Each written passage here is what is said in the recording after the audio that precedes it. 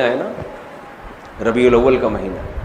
آپ اللہ اس کے رسول صلی اللہ علیہ وسلم سے محبت کا اظہار اس طرح سے نہیں کر سکتے جس طرح اللہ اس کے رسول نے نہیں بتایا. ربیع الاول میں صحابہ کرام نے یہ کچھ کیا یا نبی نے یہ کچھ کیا جو آج ہو رہا ہے بھائی. میں ایک ٹیکنیکل دلیل دوں. دیکھو نبی صلی اللہ علیہ وسلم کا جو یوم ولادت تھا نا پیر کا دن تھا. کون سا دن تھا؟ پیر کا دن. یہ تو صحیح احادیث سے ثابت ہے. اب سوال پیدا ہوتا ہے کہ یوم ولادت کیا عید کا دن ہو سکتا ہے کہ نہیں ہو سکتا؟ بہت سے لوگ کہتے ہیں یوم ولادت کیا ہے؟ عید کا دن ہے, عید میلاد النبی کہتے ہیں نا. تو ہم اللہ اس کے رسول سے پوچھتے ہیں کہ یا رسول اللہ صلی اللہ علیہ وسلم آپ بتائیے کہ آپ کا ولادت کا دن کیا عید ہو سکتا ہے کہ نہیں ہو سکتا؟ تو مسلمانوں کے ہاں دو طرح کی عیدیں ہوتی ہیں, ایک بڑی عیدیں اور ایک چھوٹی عیدیں. ایک عید الفطر, عید الاضحیٰ.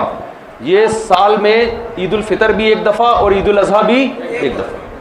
یہ اس میں ہم نماز پڑھتے ہیں, نہاتے ہیں, دھوتے ہیں اور مصلی کی طرف جاتے ہیں, ایک دوسرے کو مبارکبادیں دیتے ہیں, جانور ذبح کرتے ہیں. ساری دنیا میں یہ منائی جاتی ہے. کیا خیال ہے؟ اور ایک ہفتے میں ایک ایسی عید ہے جو ہر ہفتے ریپیٹ ہوتی ہے جس کو جمعے کا دن کہا جاتا ہے. یہ بھی چھوٹی عید ہے. یہ بھی کیا ہے؟ اس میں بھی کچھ عید کا لک اللہ نے ڈالا ہے. اس میں بھی خطبہ ہوتا ہے اور عید الفطر اور عید الاضحیٰ میں بھی کیا ہوتا ہے؟ خطبہ. اس میں بھی 2 رکعتیں, ان میں بھی 2 رکعتیں. اس میں بھی نہاتے دھوتے ہیں, سنت ہے. اور ان دونوں عیدوں میں بھی کیا خیال ہے بھائی؟ نہاتے. ان دونوں عیدوں میں روزہ حرام اور جمعے کے دن بھی روزہ مکروہ. خاص جمعے کو مخصوص سمجھ کے روزہ رکھنا حدیث میں اس سے منع کیا ہے. کسی کا چھٹی کا دن ہے یا اس کو آسانی ہے تو ایک الگ بات ہے. اس نیت سے روزہ رکھنا کیا جمعے کا دن بڑا دن ہے تو میں اس لیے روزہ رکھ رہا ہوں, اس کی حدیث میں ممانعت ہے. تو پتہ چلا عید کا لک آیا کہ نہیں آیا اس میں. اب مجھے ایک بات بتاؤ, یہودیوں کے لیے مقدس دن اور وہ عید جو ہر ہفتے ریپیٹ ہوتی ہے وہ کون سا دن تھا ہفتے کا؟ یہودیوں کے بعد عیسائی دنیا میں آئے. عیسائیوں کے لیے کون سا ہوا؟ اتوار. تو ہمارے لیے کون سا ہونا چاہیے؟ پیر ہونا چاہیے تھا نا. جمعہ کہاں سے بول رہے ہو بھائی؟ ہم اور لیٹ آئے تو ہمارے لیے کون سا ہونا چاہیے تھا؟ پیر. اور وہ نبی کا یوم ولادت بھی تھا. لیکن نبی کا یوم ولادت تھا اس لیے اللہ نے پیر کو نہیں رکھا, ریورس کر دیا جمعے کو, تاکہ لوگ یوم ولادت کو عید سمجھنا نہ شروع کر دیں. بہت مشکل ہے بھائی, پشاور میں بات سمجھانا بہت مشکل ہے, بہت مشکل ہے. اور یہ الحمدللہ میں بس چھیڑنے کے لیے کرتا ہوں. وہ تو کراچی میں بھی سمجھ میں نہیں آتی کسی کو. میں یہ جملہ میں کراچی میں بھی بولتا ہوں, لاہور میں بھی بولتا ہوں.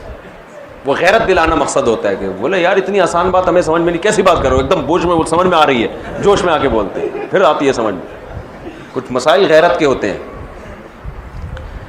اب آپ بتاؤ کتنی زبردست لاجک کی بات ہے کہ ہونا پیر کا دن چاہیے تھا لیکن, اور وہ یوم ولادت بھی تھا, لیکن اس کو کیا کر دیا؟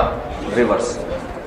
اتنا کافی تھا اس امت کو سمجھانے کے لیے کہ نبی کا یوم ولادت میں عید نہ بنانا, اتنا کافی تھا. لیکن نبی نے ایک اور کام کیا.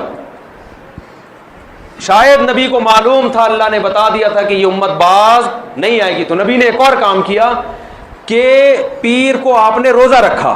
صحیح بخاری مسلم کی حدیث ہے. صحابہ نے پوچھا آپ روزہ کیوں رکھتے؟ فرمایا میرا یوم ولادت ہے. عید کے دن روزہ رکھنا جائز ہے؟ کیا مطلب؟ روزے کا, عید کا جو تھوڑا سا بھی تصور تھا نا یوم ولادت میں, اس تصور کے بالکل کھرچ کے جڑ سے خاتمہ کر دیا کہ روزہ اور خوشی کا دن جمع نہیں ہو سکتے. اور آپ پھر یوم ولادت کو یوم عید کہہ رہے ہو. تو یہ وہ کوشش ہے جو اخپل کوشش ہے, یہ اللہ اس کے رسول کی بتائی ہوئی کوشش نہیں ہے. خوشی میں کھایا جاتا ہے, روزے نہیں رکھے جاتے. ہمارے نبی روزہ رکھتے, تبھی آپ دیکھو سعودی عرب میں سب عرب اکثر روزہ رکھتے ہیں پیر کے دن, سنت ہے. ہمارے یہاں رواج نہیں ہے. جمعرات کا بھی رکھتے ہیں, پیر کا بھی. پیر کا جمعرات کا تو کسی بھی وجہ سے رکھ لیا, لیکن پیر کا اس لیے رکھا کہ یوم ولادت ہے میرا. تو خوشی میں کھانا کھایا جاتا ہے. روزہ تو کھانا پینے سے بچنے کا نام ہے. اس کی میں 2 مثالیں دے دیتا ہوں تاکہ اور سمجھ میں آ جائے. آپ کی شادی ہو گئی فرض کرو,